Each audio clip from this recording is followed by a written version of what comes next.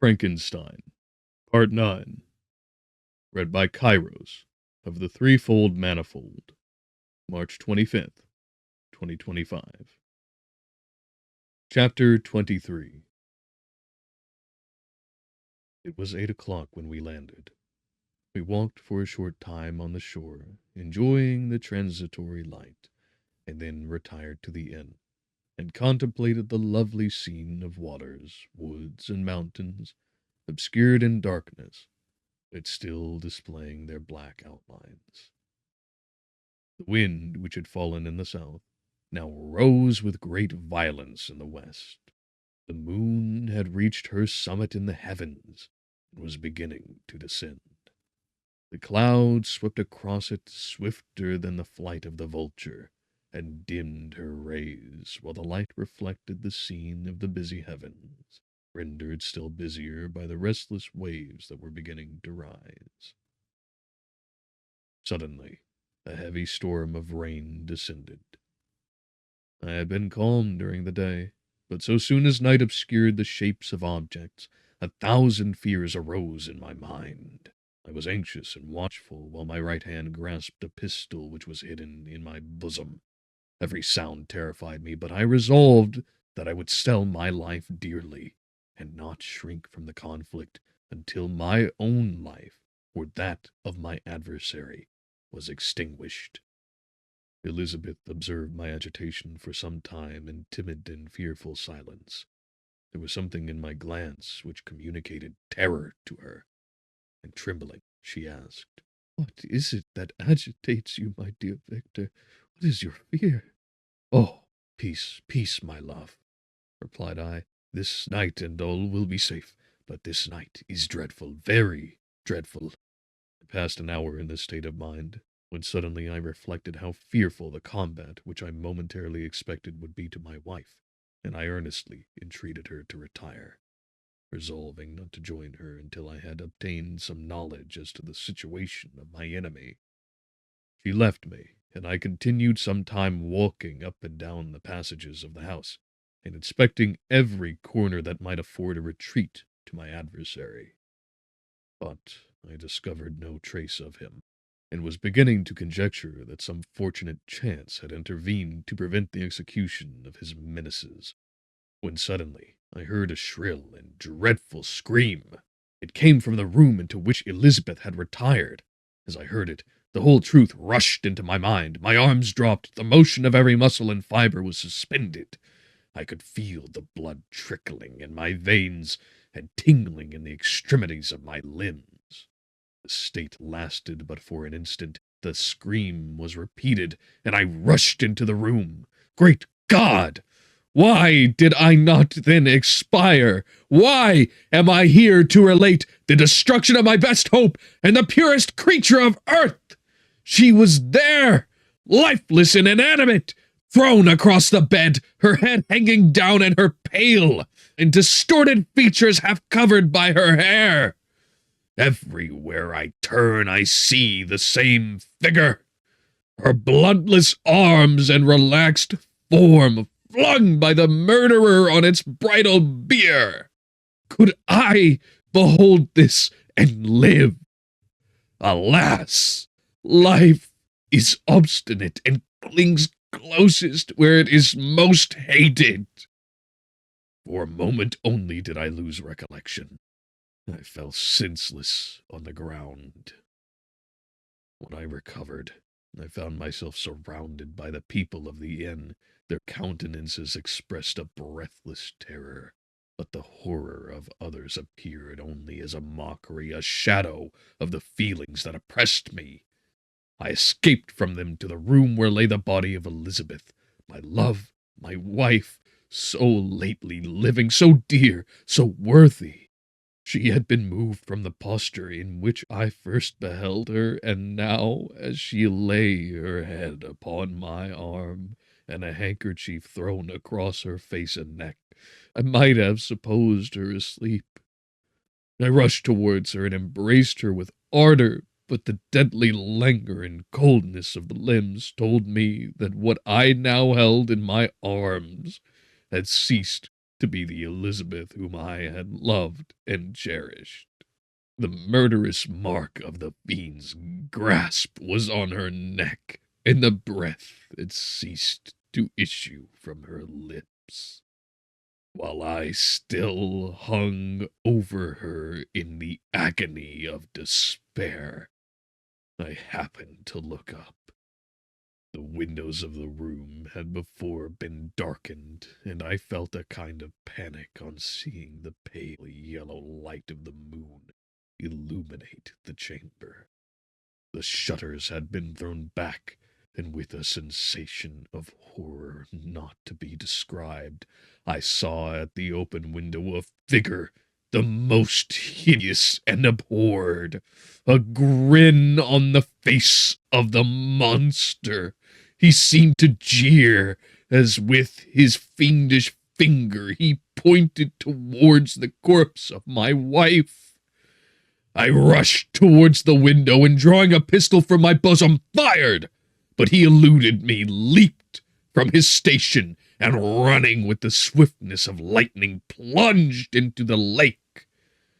The report of the pistol brought a crowd into the room. I pointed to the spot where he had disappeared, and we followed the track with boats. Nets were cast, but in vain. After passing several hours, we returned hopeless, most of my companions believing it to have been a form conjured up by my fancy. After having landed, they proceeded to search the country, parties going in different directions among the woods and vines. I attempted to accompany them, and proceeded a short distance from the house, but my head whirled round. My steps were like those of a drunken man. I fell at last in a state of utter exhaustion. A film covered my eyes, and my skin was parched with the heat of fever. In this state I was carried back and placed on a bed, hardly conscious of what had happened. My eyes wandered round the room as if to seek something that I had lost. After an interval I arose, and as if by instinct crawled into the room where the corpse of my beloved lay. There were women weeping around. I hung over it, and joined my sad tears to theirs. All this time no distinct idea presented itself to my mind, but my thoughts rambled to various subjects, reflecting confusedly on my misfortunes and their cause. I was bewildered in a cloud of wonder and horror. The death of William, the execution of Justine, the murder of Clerval, and lastly, of my wife. Even at that moment, I knew not that my only remaining friends were safe from the malignity of the fiend. My father, even now, might be writhing under his grasp, and Ernest might be dead at his feet. This idea made me shudder, and recalled me to action. I started up, and resolved to return to Geneva with all possible speed. There were no horses to be procured, and I must return by the lake. But the wind was unfavorable, and the rain fell in torrents. However, it was hardly morning, and I might reasonably hope to arrive by night. I hired men to row, and took an oar myself, for I had always experienced relief from mental torment and bodily exercise. But the overflowing misery I now felt, and the excess of agitation that I endured, rendered me incapable of any exertion. I threw down the oar, and leaning my head upon my hands, gave way to every gloomy idea that arose. If I looked up, I saw the scenes which were familiar to me in my happier time, in which I had contemplated but the day before in the company of her, who was now but a shadow and a recollection. Tears streamed from my eyes. The rain had ceased for a moment, and I saw the fish play in the waters as they had done a few hours before. They had been observed by Elizabeth. Nothing is so painful to the human mind as a great and sudden change. The sun might shine, clouds might lower, but nothing could appear to me as it had done the day before. The fiend had snatched from me every hope of future happiness. No creature had ever been so miserable as I was. So frightful an event is single in the history of man. But why should I dwell upon the incidents that followed this last overwhelming event? Mine has been a tale of horrors.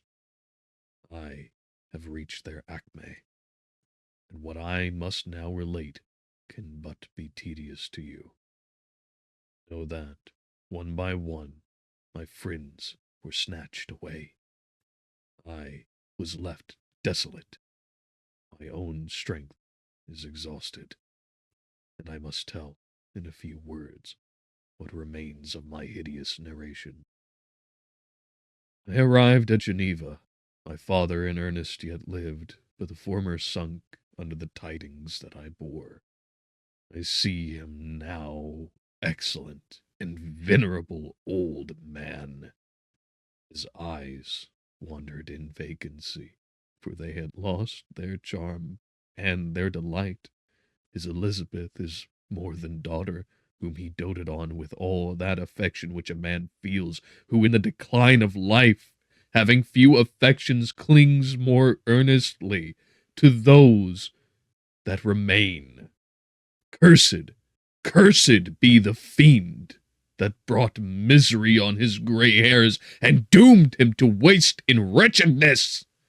He could not live under the horrors that were accumulated around him. The springs of existence suddenly gave way. He was unable to rise from his bed, and in a few days he died in my arms. What then became of me? I know not. I lost sensation, and chains and darkness were the only objects that pressed upon me. Sometimes, indeed, I dreamt that I wandered in flowery meadows and pleasant vales with the friends of my youth, but I awoke and found myself in a dungeon. Melancholy followed, but by degrees I gained a clear conception of my miseries and situation, and was then released from my prison, for they had called me mad, and during many months, as I understood, the solitary cell had been my habitation. Liberty, however, had been an useless gift to me. Had I not, as I awakened to reason, at the same time awakened to revenge? As the memory of past misfortunes pressed upon me, I began to reflect on their cause, the monster whom I had created, the miserable daemon whom I had sent abroad into the world for my destruction. I was possessed by a maddening rage when I thought of him, and desired and ardently prayed that I might have him within my grasp, to wreak a great and signal revenge on his cursed head. Nor did my hate long confine itself to useless wishes. I began to reflect on the best means of securing him, and for this purpose, about a month after my release, I repaired to a criminal judge in the town and told him that I had an accusation to make, that I knew the destroyer of my family, and that I required him to exert his whole authority for the apprehension of the murderer. The magistrate listened to me with attention and kindness. "Be assured, sir," said he, "no pains or exertions on my part shall be spared to discover the villain." "I thank you," replied I. "Listen, therefore, to the deposition that I have to make. It is indeed a tale so strange that I should fear you would not credit it, were there not something in truth which, however wonderful, forces conviction. The story is too connected to be mistaken for a dream, and I have no motive for falsehood." My manner, as I thus addressed him, was impressive but calm. I had formed in my own heart a resolution to pursue my destroyer to death, and this purpose quieted my agony, and for an interval reconciled me to life. I now related my history, briefly, but with firmness and precision, marking the dates with accuracy, and never deviating into invective or exclamation. The magistrate appeared at first perfectly incredulous, but as I continued, he became more attentive and interested. I saw him sometimes shudder with horror. At others, a lively surprise, unmingled with disbelief, was painted on his countenance. When I concluded my narration, I said, "This is the being whom I accuse, and for whose seizure and punishment I call upon you to exert your whole power. It is your duty as a magistrate, and I believe and hope that your feelings as a man will not revolt from the execution of those functions on this occasion." This address caused a considerable change in the physiognomy of my own auditor. He had heard my story with that half kind of belief that is given to a tale of spirits and supernatural events. But when he was called upon to act officially in consequence, the whole tide of his incredulity returned. He, however, answered mildly, "I would willingly afford you every aid in your pursuit, but this creature of whom you speak appears to have powers which would put all my exertions to defiance. Who can follow an animal which can traverse the sea of ice and inhabit caves and dens where no man would venture to intrude? Besides, some months have elapsed since the commission of his crimes, and no one can conjecture to what place he has wandered, or what regions he may now inhabit.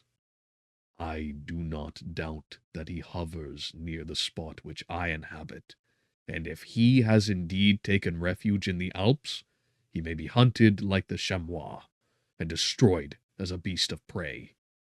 But I perceive your thoughts.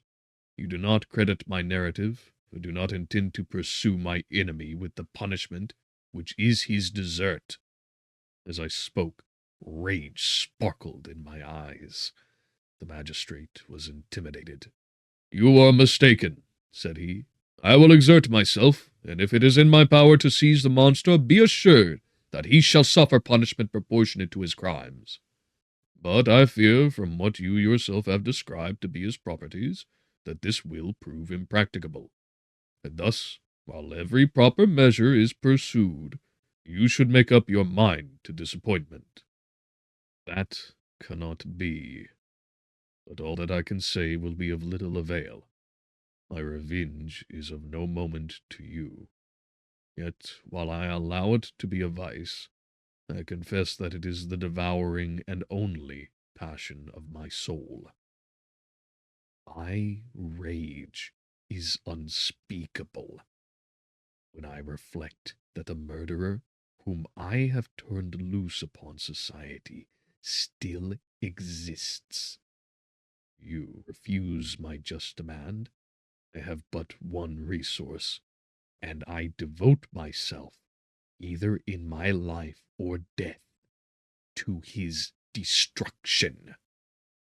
I trembled with excess of agitation as I said this. There was a frenzy in my manner, and something, I doubt not, of that haughty fierceness which the martyrs of old are said to have possessed. But to a Genevan magistrate, whose mind was occupied by far other ideas than those of devotion and heroism, this elevation of mind had much the appearance of madness. He endeavored to soothe me as a nurse does a child, and reverted to my tale as the effects of delirium. "Man," I cried, "how ignorant art thou in thy pride of wisdom! Cease! You know not what it is you say." I broke from the house, angry and disturbed, and retired to meditate on some other mode of action. Chapter 24. My present situation was one in which all voluntary thought was swallowed up and lost. I was hurried away by fury. Revenge alone endowed me with strength and composure.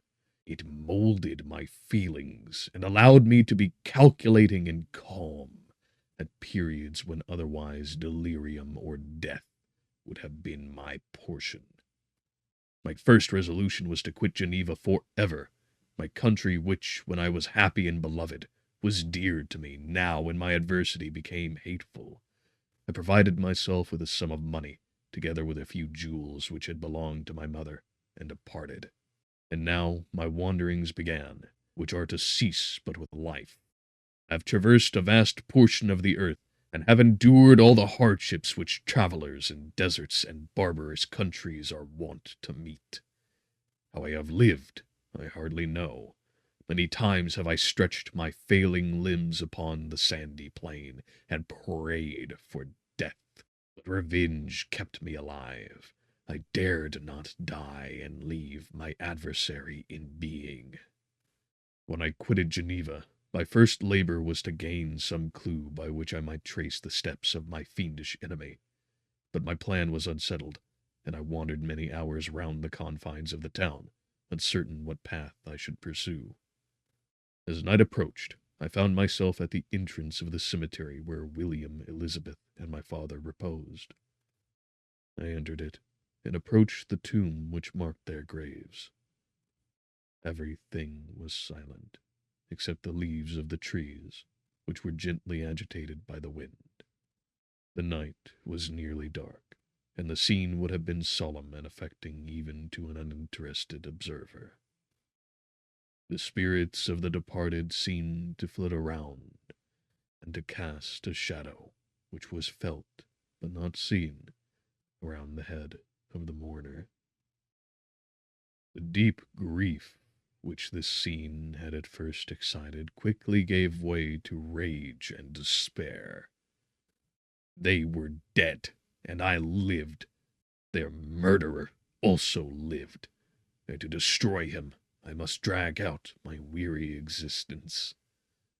I knelt on the grass and kissed the earth, and with quivering lips exclaimed, "By the sacred earth on which I kneel, by the shades that wander near me, by the deep and eternal grief that I feel, I swear, and by thee, O night, and the spirits that preside over thee, to pursue the daemon who caused this misery until he or I shall perish in mortal conflict.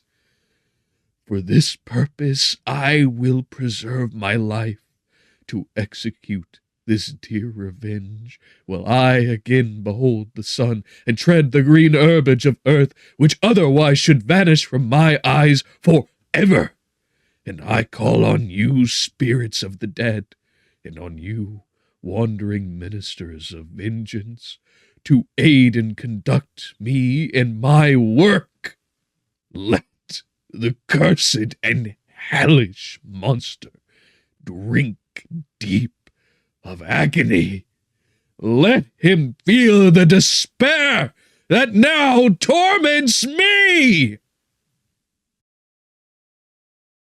I had begun my adjuration with solemnity, and an awe which almost assured me that the shades of my murdered friends heard and approved my devotion.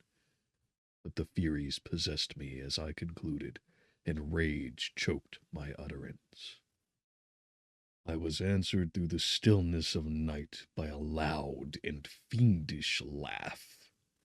It rung on my ears long and heavily.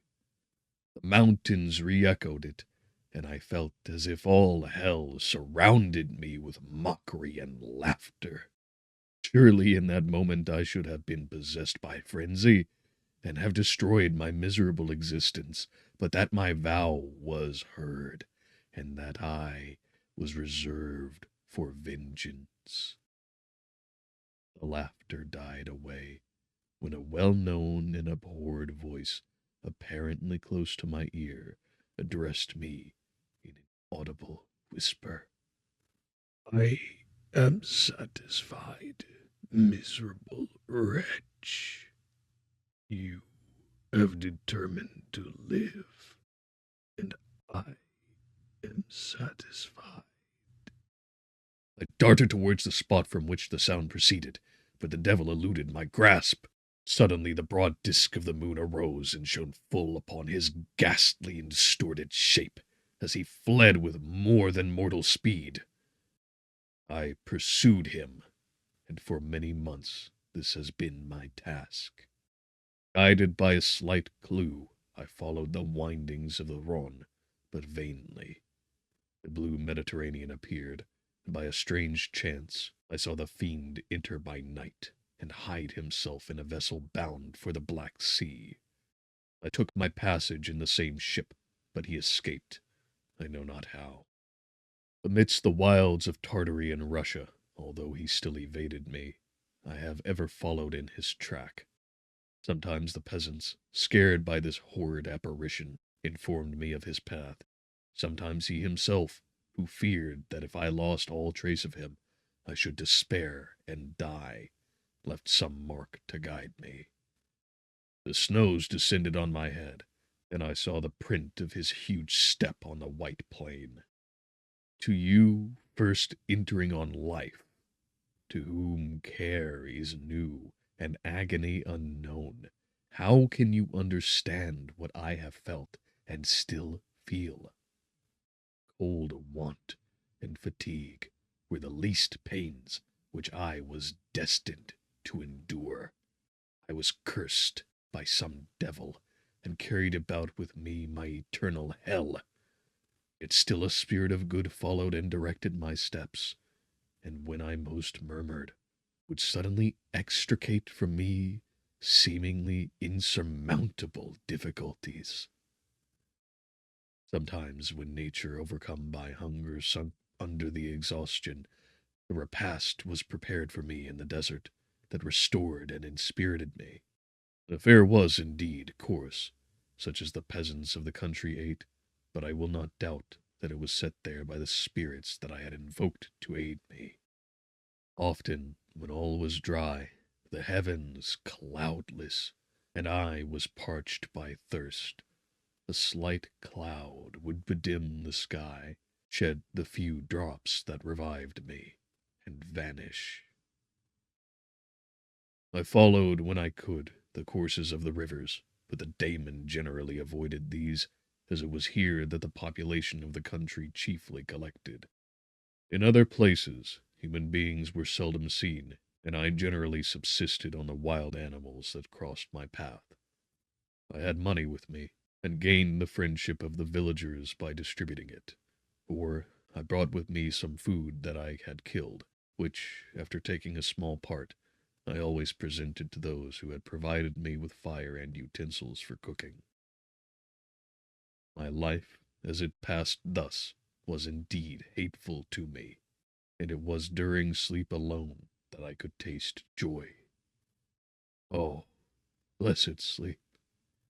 Often, when most miserable, I sank to repose, and my dreams lulled me even to rapture.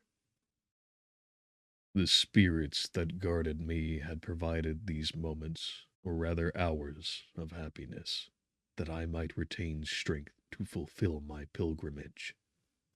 Deprived of this respite, I should have sunk under my hardships. During the day I was sustained and inspirited by the hope of night, for in sleep I saw my friends, my wife, and my beloved country. Again I saw the benevolent countenance of my father, heard the silver tones of my Elizabeth's voice, and beheld Clerval enjoying health and youth. Often, when wearied by a toilsome march, I persuaded myself that I was dreaming until night should come, and that I should then enjoy reality in the arms of my dearest friends. What agonizing fondness did I feel for them! How did I cling to their dear forms, as sometimes they haunted even my waking hours, and persuade myself that they still lived! At such moments, vengeance that burned within me died in my heart, and I pursued my path towards the destruction of the Daemon, more as a task enjoined by heaven, as the mechanical impulse of some power which I was unconscious, than as the ardent desire of my soul. What his feelings were whom I pursued I cannot know. Sometimes, indeed, he left marks in writing on the barks of the trees, or cut in stone, that guided me, and instigated my fury. My reign is not yet over. These words were legible in one of these inscriptions. You live, and my power is complete. Follow me. I seek the everlasting ices of the north, where you will feel the misery of cold and frost, to which I am impassive. You will find near this place, if you follow not too tardily, a dead hare. Eat and be refreshed. Come on, my enemy. We have yet to wrestle for our lives, but many hard and miserable hours must you endure until that period shall arrive. Scoffing devil! Again do I vow vengeance. Again do I devote thee, miserable fiend, to torture and death. Never will I give up my search until he or I perish. And then, with what ecstasy shall I join my Elizabeth and my departed friends, who even now prepare for me the reward of my tedious toil and horrible pilgrimage. As I still pursued my journey to the northward, the snows thickened, and the cold increased in a degree almost too severe to support. The peasants were shut up in their hovels, and only a few of the most hardy ventured forth to seize the animals, whom starvation had forced from their hiding places to seek for prey. The rivers were covered with ice, and no fish could be procured, and thus I was cut off from my chief article of maintenance. The triumph of my enemy increased with the difficulty of my labors. One inscription that he left was in these words: Prepare, your toils only begin. Wrap yourself in furs and provide food, for we shall soon enter upon a journey where your sufferings will satisfy my everlasting hatred. My courage and perseverance were invigorated by these scoffing words. I resolved not to fail in my purpose, and calling on heaven to support me, I continued with unabated fervor to traverse immense deserts, until the ocean appeared at a distance, and formed the utmost boundary of the horizon. Oh, how unlike it was to the blue seas of the south! Covered with ice, it was only to be distinguished from land by its superior wildness and ruggedness. The Greeks wept for joy when they beheld the Mediterranean from the hills of Asia, and hailed with rapture the boundary of their toils. I did not weep, but I knelt down, and with a full heart thanked my guiding spirit for conducting me in safety to the place where I hoped, notwithstanding my adversary's jibe, to meet and grapple with him. Some weeks before this period, I had procured a sledge and dogs, and thus traversed the snows with inconceivable speed. I know not whether the fiend possessed the same advantages, but I found that, as before I had daily lost ground in the pursuit, I now gained on him, so much so that when I first saw the ocean, he was but 1 day's journey in advance, and I hoped to intercept him before he should reach the beach.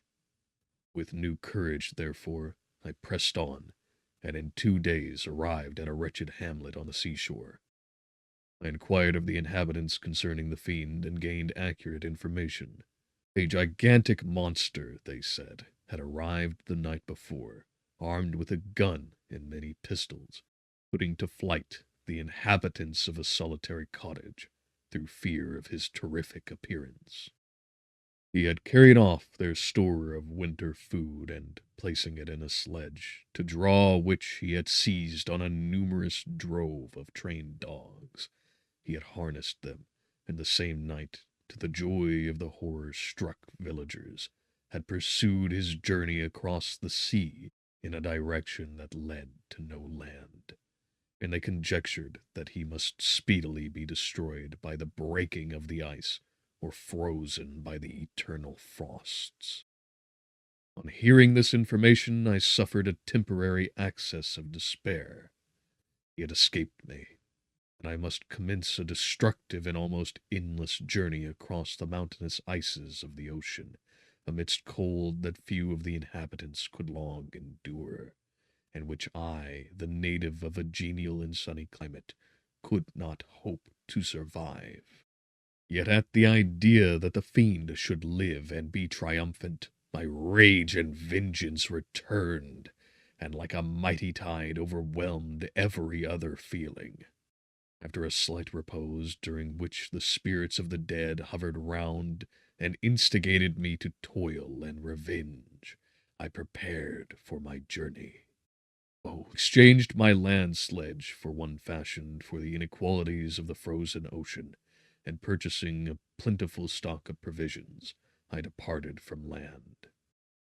I cannot guess how many days have passed since then, but I have endured a misery which nothing but the eternal sentiment of a just retribution burning within my heart could have enabled me to support. Immense and rugged mountains of ice often barred up my passage, and I often heard the thunder of the ground sea which threatened my destruction. But again the frost came, and made the paths of the sea secure.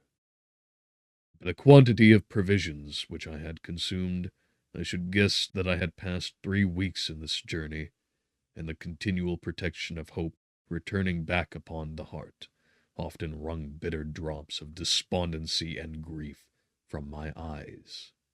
Despair had indeed almost secured her prey, and I should soon have sunk beneath this misery. Once, after the poor animals that conveyed me had with incredible toil gained the summit of a sloping ice mountain, and one, sinking under his fatigue, died, I viewed the expanse before me with anguish, when suddenly my eye caught a dark speck upon the dusky plain.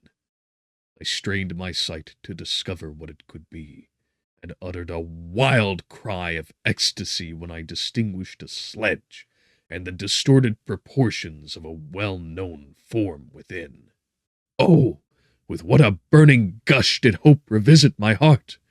Warm tears filled my eyes, which I hastily wiped away, that they might not intercept the view I had of the daemon.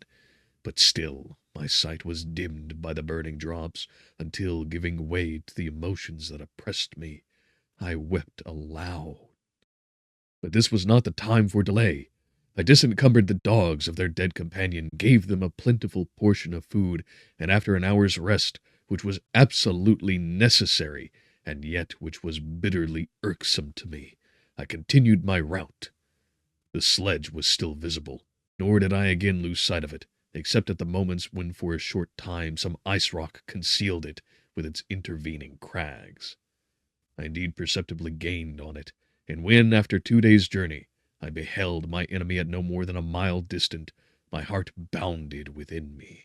But now, when I appeared almost within grasp of my foe, my hopes were suddenly extinguished, and I lost all trace of him more utterly than I had ever done before. The ground sea was heard, the thunder of its progress, as the water rolled and swelled beneath me, became every moment more ominous and terrific. I pressed on, but in vain. The wind arose, the sea roared, and with the mighty shock of an earthquake it split and cracked with a tremendous and overwhelming sound. The work was soon finished. In a few minutes a tumultuous sea rolled between me and my enemy, and I was left drifting on a scattered piece of ice that was continually lessening, and thus preparing me for a hideous death. In this manner many appalling hours passed. Several of my dogs died, and I myself was about to sink under the accumulation of distress, when I saw your vessel riding at anchor, and holding forth to me hopes of succor and life. I had no conception that vessels ever came so far north, and was astounded at the sight. I quickly destroyed part of my sledge to construct oars, and by these means was enabled with infinite fatigue to move my ice raft in the direction of your ship. I determined, if you were going southward, still to trust myself to the mercy of the seas rather than abandon my purpose. I hoped to induce you to grant me a boat with which I could pursue my enemy, but your direction was northward. You took me on board when my vigor was exhausted, and I should soon have sunk under my multiplied hardships into a death which I still dread, for my task is unfulfilled. Oh, when will the guiding spirit in conducting me to the daemon allow me the rest I so much desire? Or must I die and he yet live? If I do, swear to me, Walton, that he shall not escape, that you will seek him and satisfy my vengeance in his death. And do I dare to ask of you to undertake my pilgrimage, to endure the hardships that I have undergone? No, I am not so selfish. Yet, when I am dead, if he should appear, if the ministers of vengeance should conduct him to you, swear that he shall not triumph over my accumulated woes, and survive to add to the list of his dark crimes. He is eloquent and persuasive, and once his words had even power over my heart. But trust him not. His soul is as hellish as his form, full of treachery and fiend-like malice. Hear him not. Call on the manes of William, Justine, Clerval, Elizabeth, my father, and of the wretched Victor, and thrust your sword into his heart. I will hover near and direct the steel aright. Walton, in continuation, August 26th, 17. You have read this strange and terrific story, Margaret, and do you not feel your blood congeal with horror, like that which even now curdles mine? Sometimes seized with sudden agony, he could not continue his tale. At others his voice broken, yet piercing, uttered with difficulty the words so replete with anguish. His fine and lovely eyes were now lighted up with indignation, now subdued to downcast sorrow, and quenched in infinite wretchedness. Sometimes he commanded his countenance in tones, and related the most horrible incidents with a tranquil voice, suppressing every mark of agitation. Then, like a volcano bursting forth, his face would suddenly change to an expression of the wildest rage, as he shrieked out imprecations on his persecutor. His tale is connected, and told with an appearance of the simplest truth. Yet I own to you that the letters of Felix and Safie, which he showed me, and the apparition of the monster seen from our ship, brought to me a greater conviction of the truth of his narrative than his asseverations, however earnest and connected. Such a monster has then really existence. I cannot doubt it, yet I am lost in surprise and admiration. Sometimes I endeavored to gain from Frankenstein the particulars of his creation's formation, but on this point he was impenetrable. "Are you mad, my friend?" said he. "Or whither does your senseless curiosity lead you? Would you also create for yourself and the world a demoniacal enemy? Peace, peace! Learn my miseries, and do not seek to increase your own." Frankenstein discovered that I had made notes concerning his history. He asked to see them, and then himself corrected and augmented them in many places, but principally in giving the life and spirit to the conversations he held with his enemy. "Since you have preserved my narration," said he, "I would not that a mutilated one should go down to posterity." Thus has a week passed away, while I have listened to the strangest tale that ever imagination formed. My thoughts and every feeling of my soul have been drunk up by the interest for my guest, which this tale and his own elevated and gentle manners have created. I wish to soothe him, yet can I counsel one so infinitely miserable, so destitute of every hope of consolation, to live? Oh, no. The only joy that he can now know will be when he composes his shattered spirit to peace and death. Yet he enjoys one comfort, in the offspring of solitude and delirium. He believes that, when in dreams, he holds converse with his friends and derives from that communion consolation for his miseries, or excitements to his vengeance, that they are not the creations of his fancy, but the beings themselves who visit him from the regions of a remote world. His faith gives a solemnity to his reveries that render them to me almost as imposing and interesting as truth. Our conversations are not always confined to his own history and misfortunes. On every point of general literature, he displays unbounded knowledge and a quick and piercing apprehension. His eloquence is forcible and touching, nor can I hear him when he relates a pathetic incident or endeavors to move the passions of pity or love without tears. What a glorious creature he must have been in the days of his prosperity, when he is thus noble and godlike in ruin! He seems to feel his own worth and the greatness of his fall. When younger, said he, I believed myself destined for some great enterprise. My feelings are profound, but I possessed a coolness of judgment that fitted me for illustrious achievements. The sentiment of the worth of my nature supported me, when others would have been oppressed, for I deemed it criminal to throw away in useless grief those talents that might be useful to my fellow creatures. When I reflected on the work I had completed, no less a one than the creation of a sensitive and rational animal, I could not rank myself with the herd of common projectors. But this thought, which supported me in the commencement of my career, now serves only to plunge me lower in the dust. All my speculations and hopes are as nothing, and, like the archangel who aspired to omnipotence, I am chained in an eternal hell. My imagination was vivid, yet my powers of analysis and application were intense. By the union of these qualities, I conceived the idea and executed the creation of a man. Even now I cannot recollect, without passion, my reveries while the work was incomplete. I trod heaven in my thoughts, now exulting in my powers, now burning with the idea of their effects. From my infancy I was imbued with high hopes and a lofty ambition, but how I am sunk! Oh, my friend, if you had known me as I once was, you would not recognize me in this state of degradation. Despondency rarely visited my heart.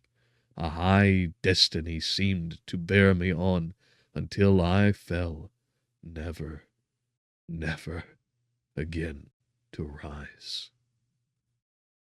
Must I then lose this admirable being? I've longed for a friend. I've sought one who would sympathize with and love me. Behold, on these desert seas I have found such a one, but I fear I have gained him only to know his value and lose him. I would reconcile him to life, but he repulses the idea. I thank you, Walton, he said, for your kind intentions towards so miserable a wretch. But when you speak of new ties and fresh affections, think you that any can replace those who are gone? Can any man be to me as Clerval was, or any woman another Elizabeth? Even where the affections are not strongly moved by any superior excellence, the companions of our childhood always possess a certain power over our minds, which hardly any later friend can obtain. They know our infantine dispositions, which, however they may be afterwards modified, are never eradicated, and they can judge of our actions with more certain conclusions as to the integrity of our motives. A sister or a brother can never, unless indeed such symptoms have been shown early, suspect the other of fraud or false dealing, when another friend, however strongly he may be attached, may, in spite of himself, be contemplated with suspicion. But I enjoyed friends, dear not only through habit and association, but from their own merits, and wherever I am, the soothing voice of my Elizabeth and the conversation of Clerval will be ever whispered in my ear. They are dead, but one feeling in such a solitude can persuade me to preserve my life. If I were engaged in any high undertaking or design, fraught with extensive utility to my fellow creatures, then could I live to fulfill it. But such is not my destiny. I must pursue and destroy the being whom I gave existence. Then my lot on earth will be fulfilled, and I may die. September 2nd. My beloved sister, I write to you, encompassed by peril, and ignorant whether I am ever doomed to see again dear England and the dearer friends that inhabit it. I am surrounded by mountains of ice which admit of no escape, and threaten every moment to crush my vessel. The brave fellows whom I have persuaded to be my companions look towards me for aid, but I have none to bestow. There is something terribly appalling in our situation, yet my courage and hopes do not desert me. Yet it is terrible to reflect that the lives of all these men are endangered through me. If we are lost, my mad schemes are the cause. And what, Margaret, will be the state of your mind? You will not hear of my destruction, and you will anxiously await my return. Years will pass, and you will have visitings of despair, and yet be tortured by hope. Oh, my beloved sister, the sickening failing of your heartfelt expectations is in prospect more terrible to me than my own death. But you have a husband and lovely children. You may be happy. Heaven bless you, and make you so. My unfortunate guest regards me with the tenderest compassion. He endeavors to fill me with hope, and talks as if life were a possession which he valued. He reminds me how often the same accidents have happened to other navigators who have attempted this sea, and in spite of myself, he fills me with cheerful auguries. Even the sailors feel the power of his eloquence. When he speaks, they no longer despair. He rouses their energies, and while they hear his voice, they believe these vast mountains of ice are molehills, which will vanish before the resolutions of man. These feelings are transitory. Each day of expectation delayed fills them with fear, and I almost dread a mutiny caused by this despair. September 5th. A scene has just passed of such uncommon interest that although it is highly probable that these papers may never reach you, yet I cannot forbear recording it. We are still surrounded by mountains of ice, still in imminent danger of being crushed in their conflict. The cold is excessive, and many of my unfortunate comrades have already found a grave amidst this scene of desolation. Frankenstein has daily declined in health. A feverish fire still glimmers in his eyes, but he is exhausted, and when suddenly roused to any exertion, he speedily sinks again into apparent lifelessness. I mentioned in my last letter the fears I entertained of a mutiny. This morning, as I sat watching the wan countenance of my friend, his eyes half closed and his limbs hanging listlessly, I was roused by half a dozen of the sailors, who demanded admission into the cabin. They entered, and their leader addressed me. He told me that he and his companions had been chosen by the other sailors to come in deputation to me, to make a requisition, which in justice I could not refuse. We were immured in ice, and should probably never escape, but they feared that if, as was possible, the ice should dissipate, and such a free passage be opened, I should be rash enough to continue my voyage, and lead them into fresh dangers, after which they might happily have surmounted this.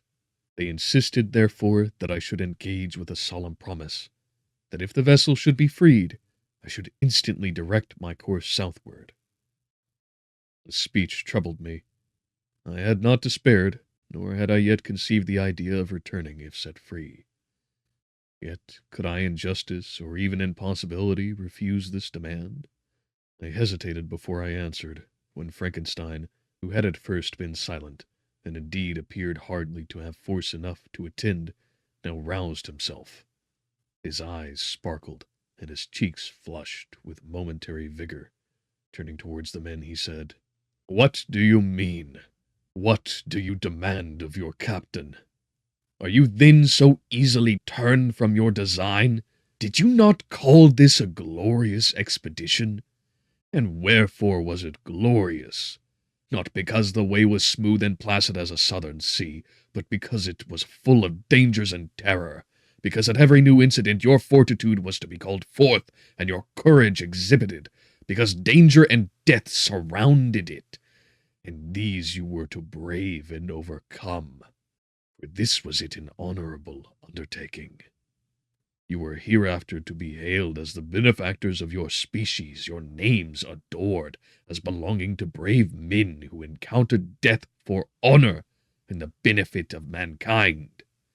And now behold, with the first imagination of danger, or, if you will, the first mighty and terrific trial of your courage, you shrink away, and are content to be handed down as men who had not strength enough to endure cold and peril. And so, poor souls, they were chilly, and returned to their warm firesides. Why, that requires not this preparation. Ye need not have come thus far and dragged your captain to the shame of a defeat, merely to prove yourselves cowards. Oh, be men, or be more than men. Be steady to your purposes and firm as a rock. This ice is not made of such stuff as your hearts may be. It is mutable, and cannot withstand you, if you say that it shall not. Do not return to your families with the stigma of disgrace marked on your brows. Return as heroes who have fought and conquered, and who know not what it is to turn their backs on the foe." He spoke this with a voice so modulated to the different feelings expressed in his speech, with an eye so full of lofty design and heroism, that can you wonder that these men were moved? They looked at one another, and were unable to reply. I spoke. I told them to retire and consider what had been said, that I would not lead them farther north if they strenuously desired the contrary, that I hoped that, with reflection, their courage would return. They retired, and I turned towards my friend, but he was sunk in languor, and almost deprived of life. How all this will terminate, I know not, but I had rather die than return shamefully, my purpose unfulfilled. Yet I fear such will be my fate. The men, unsupported by ideas of glory and honor, can never willingly continue to endure their present hardships. September 7th. The die is cast. I have consented to return, if we are not destroyed. Thus are my hopes blasted by cowardice and indecision. I come back ignorant and disappointed. It requires more philosophy than I possess to bear this injustice with patience. September 12th. It is past. I am returning to England. I have lost my hopes of utility and glory. I have lost my friend. But I will endeavor to detail these bitter circumstances to you, my dear sister, and while I am wafted towards England, and towards you, I will not despond. September 9th. The ice began to move, and roarings like thunder were heard at a distance, as the island split and cracked in every direction. We were in the most imminent peril, but as we could only remain passive, my chief attention was occupied by my unfortunate guest, whose illness increased in such a degree that he was entirely confined to his bed. The ice cracked behind us, and was driven with force towards the north. A breeze sprung from the west, and on the 11th the passage towards the south became perfectly free. When the sailors saw this, and that their return to their native country was apparently assured, a shout of tumultuous joy broke from them, loud and long continued. Frankenstein, who was dozing, awoke and asked the cause of the tumult. "They shout," I said, "because they will soon return to England." Do you then really return? Alas, yes. I cannot withstand their demands. I cannot lead them unwillingly to danger, and I must return. Do so, if you will, but I will not. You may give up your purpose, but mine is assigned to me by heaven, and I dare not. I am weak, but surely the spirits who assist my vengeance will endow me with sufficient strength. Saying this, he endeavored to spring from the bed, but the exertion was too great for him. He fell back and fainted. It was long before he was restored, and I often thought that life was entirely extinct. At length he opened his eyes. He breathed with difficulty and was unable to speak. The surgeon gave him a composing draught and ordered us to leave him undisturbed. In the meantime, he told me that my friend had certainly not many hours to live. His sentence was pronounced, and I could only grieve and be patient. I sat by his bed, watching him. His eyes were closed, and I thought he slept. But presently he called to me in a feeble voice, and bidding me come near, said, "Alas, the strength I relied on is gone. I feel that I shall soon die. My enemy and persecutor may still be in being. Think not, Walton, that in the last moments of my existence I feel that burning hatred and ardent desire of revenge I once expressed, but I feel myself justified in desiring the death of my adversary. During these last days, I have been occupied in examining my past conduct, nor do I find it blamable. In a fit of enthusiastic madness, I created a rational creature and was bound towards him to assure, as far as was in my power, his happiness and well-being. This was my duty, but there was another still paramount to that.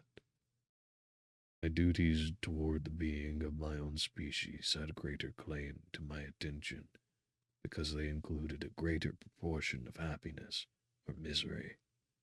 Urged by this view, I refused, and I did right in refusing, to create a companion for the first creature.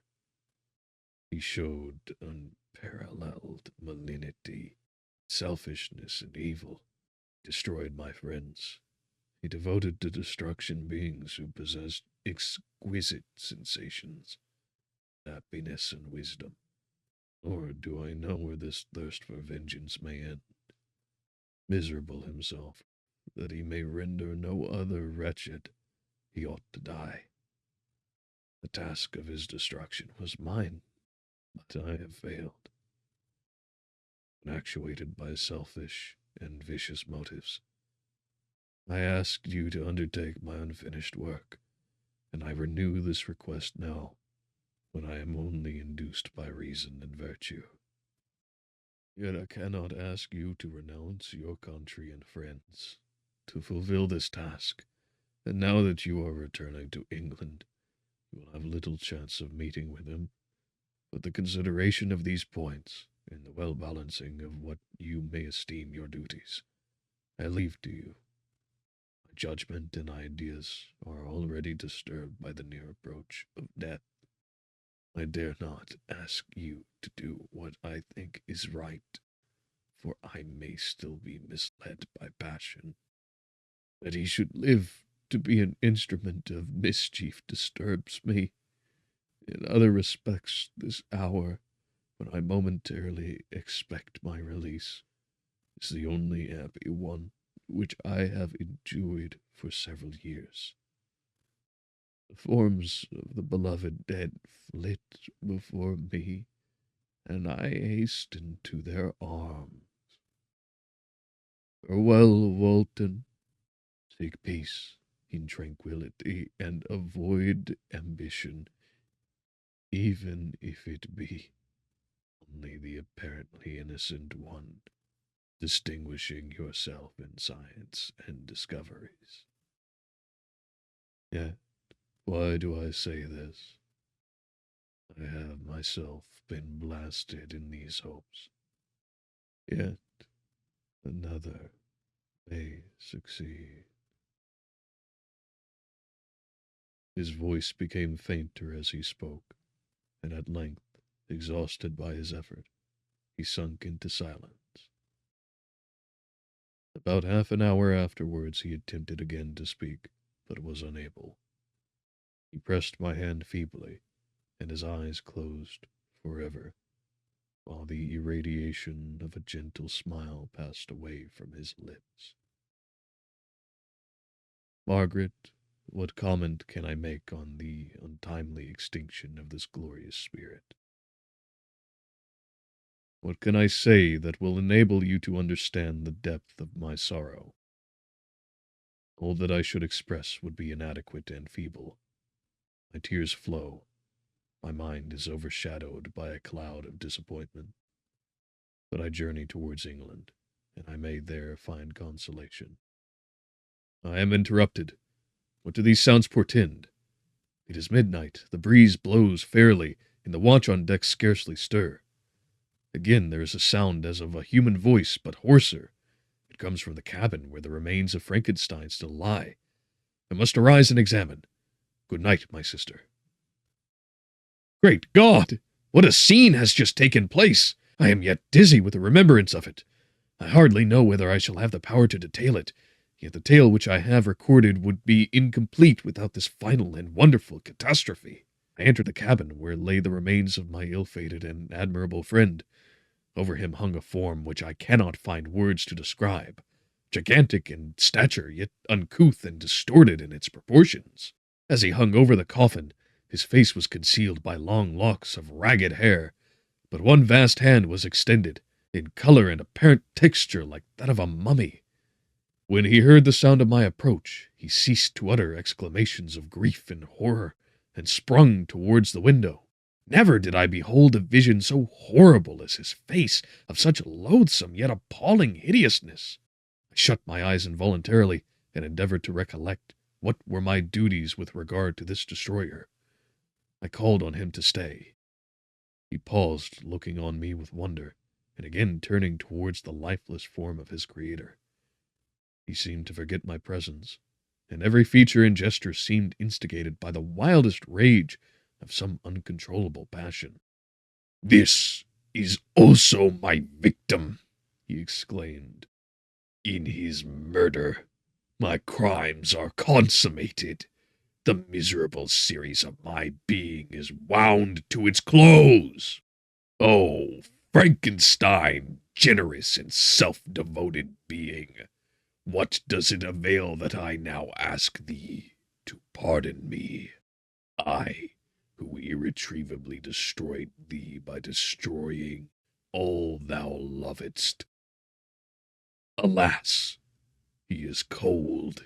He cannot answer me." His voice seemed suffocated, and my first impulses, which had suggested to me the duty of obeying the dying request of my friend, in destroying his enemy, were now suspended by a mixture of curiosity and compassion. I approached this tremendous being. I dared not again raise my eyes to his face. There was something so scaring and unearthly in his ugliness. I attempted to speak, but the words died away on my lips. The monster continued to utter wild and incoherent self-reproaches. At length I gathered in resolution to address him in a pause of the tempest of his passion. "Your repentance," I said, "is now superfluous. If you had listened to the voice of conscience, and heeded the stings of remorse before you had urged your diabolical vengeance to this extremity, Frankenstein would yet have lived." "And do you dream?" said the daemon. "Do you think that I was then dead to agony and remorse? He continued, pointing to the corpse, "he suffered not in the consummation of the deed. Oh, not the 10,000th portion of the anguish that was mine during the lingering detail of its execution. A frightful selfishness hurried me on, while my heart was poisoned with remorse. Think you that the groans of Clerval were music to my ears? My heart was fashioned to be susceptible of love and sympathy, and when wrenched by misery to vice in hatred, did not endure the violence of the change, without torture such as you cannot even imagine. After the murder of Clerval, I returned to Switzerland, heartbroken and overcome. I pitied Frankenstein. My pity amounted to horror. I abhorred myself. But when I discovered that he, the author at once of my existence and of its unspeakable torments, dared to hope for happiness, that while he accumulated wretchedness and despair upon me, he sought his own enjoyment in feelings and passions, from the indulgence of which I was forever barred, then impotent envy and bitter indignation filled me with an insatiable thirst for vengeance. I recollected my threat and resolved that it should be accomplished. I knew that I was preparing myself a deadly torture, but I was the slave, not the master, of an impulse which I detested yet could not disobey. Yet when she died, nay, then I was not miserable. I had cast off all feeling, subdued all anguish, to riot in the excess of my despair. Evil thenceforth became my good. Urged thus far, I had no choice but to adapt my nature to an element which I had willingly chosen. The completion of my demoniacal design became an insatiable passion, and now it is ended.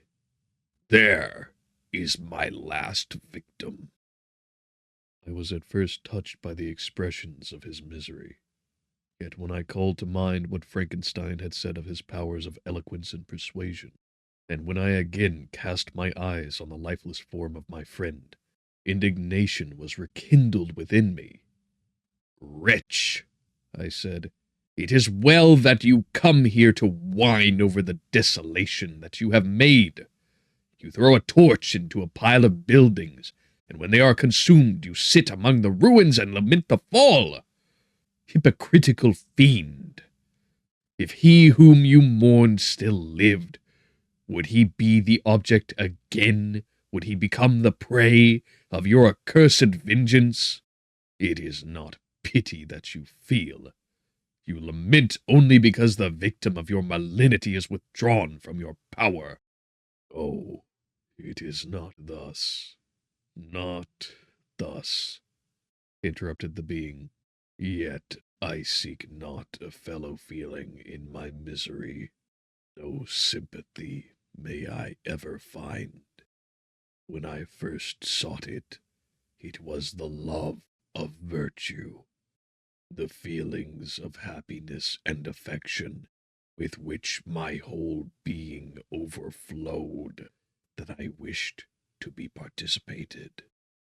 That virtue has become to me a shadow, and that happiness and affection are turned into bitter and loathing despair.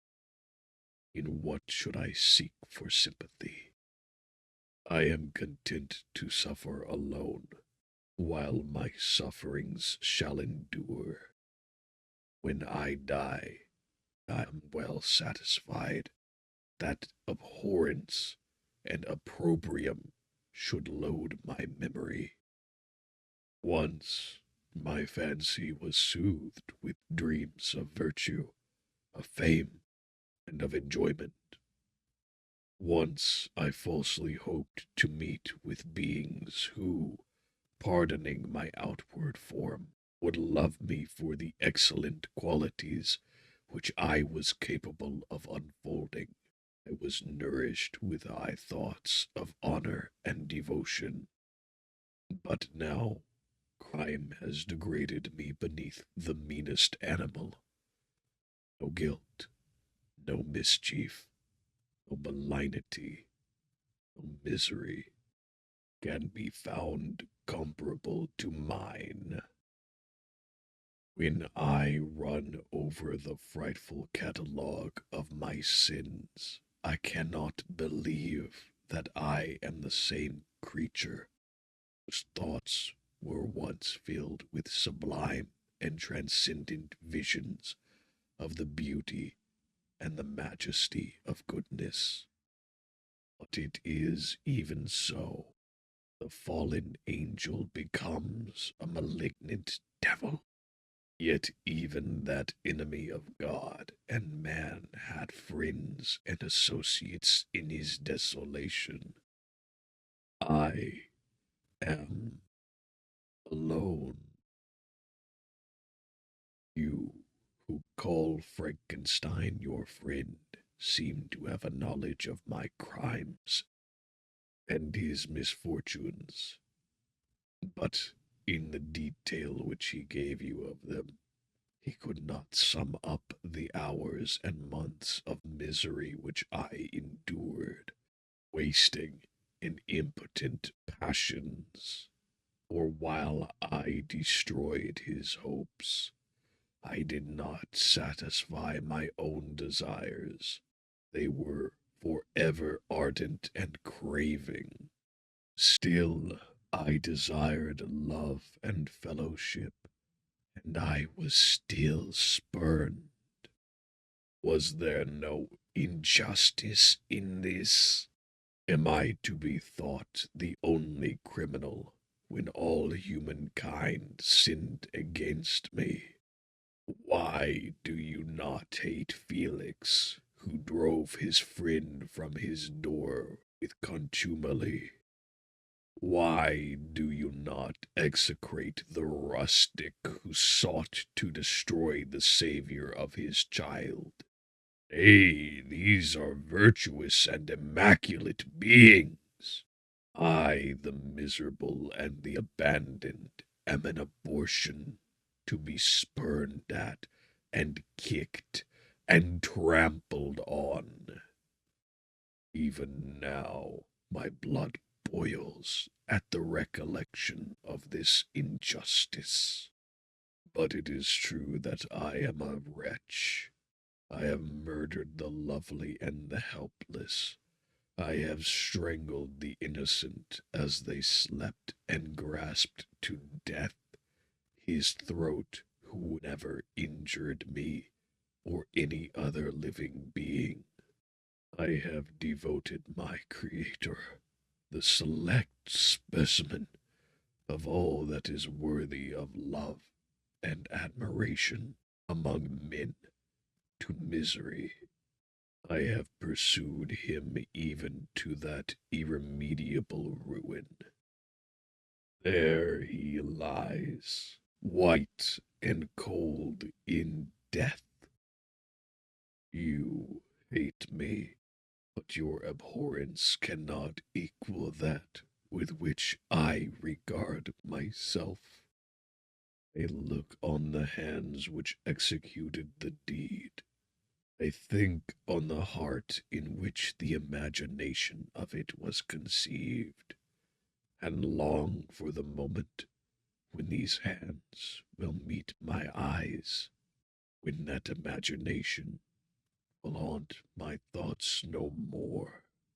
Fear not that I shall be the instrument of future mischief. My work is nearly complete.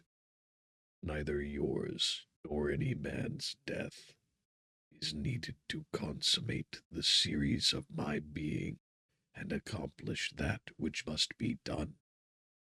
But it requires my own. Do not think that I shall be slow to perform this sacrifice. I shall quit your vessel on the ice raft which brought me thither, and shall seek the most northern extremity of the globe. I shall collect my funeral pile, and consume to ashes this miserable frame, that its remains may afford no light to any curious and unhallowed wretch who would create another as I have been.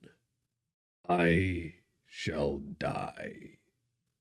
I shall no longer feel the agonies which now consume me, or be the prey of feelings unsatisfied yet unquenched.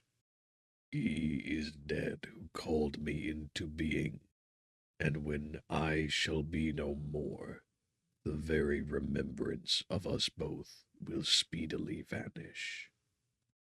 I shall no longer see the sun or stars, or feel the winds play on my cheeks. Light, feeling, and sense will pass away, and in this condition must I find my happiness. Some years ago, when the images which this world affords first opened upon me, when I felt the cheering warmth of summer, and heard the rustling of the leaves and the warbling of the birds, and these were all to me, I should have wept to die.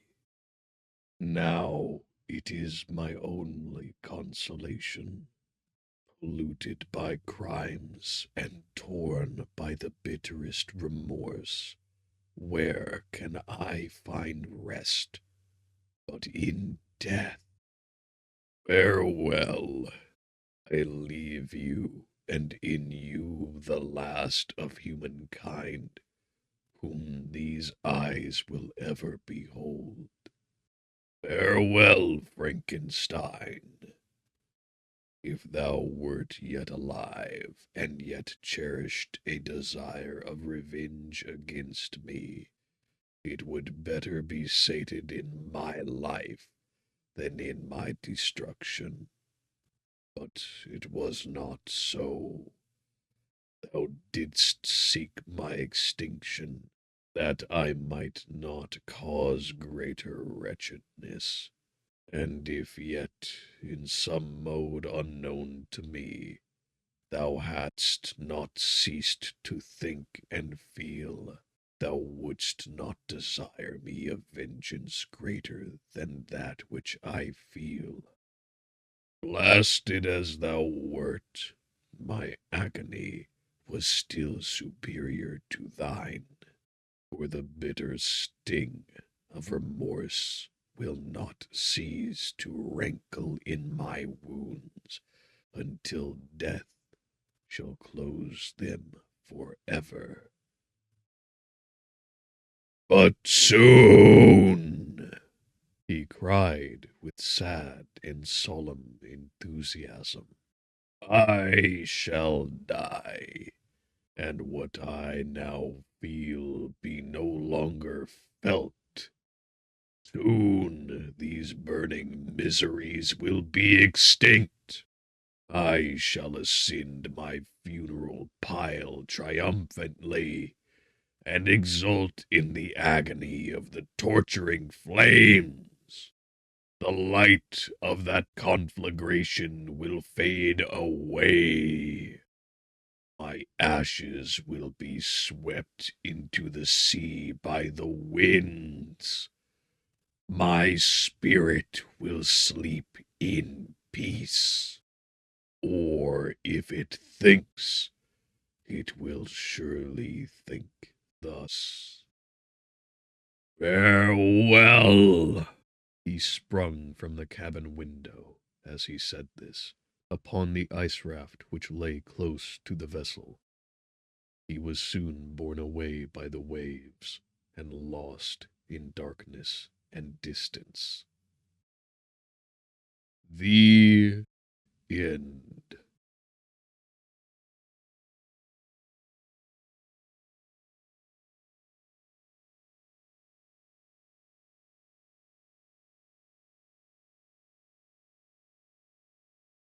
I thank you all for your time today. If you found it worthy, I hope that you give us a like, share, subscribe, and hit that bell icon. Otherwise, you can find the Threefold Manifold on Twitter, Instagram, Spotify, Bitchute, and on Discord at the Threefold Edifactory. If you think it might be worth a little bit of your hard-earned monies, please go ahead and check out the links in the description, either to Streamelements, where you can do a one-time donation of your choosing, or to Patreon, where you can get a fixed amount month to month. And without further ado, I hope that you all never miss your opportunities.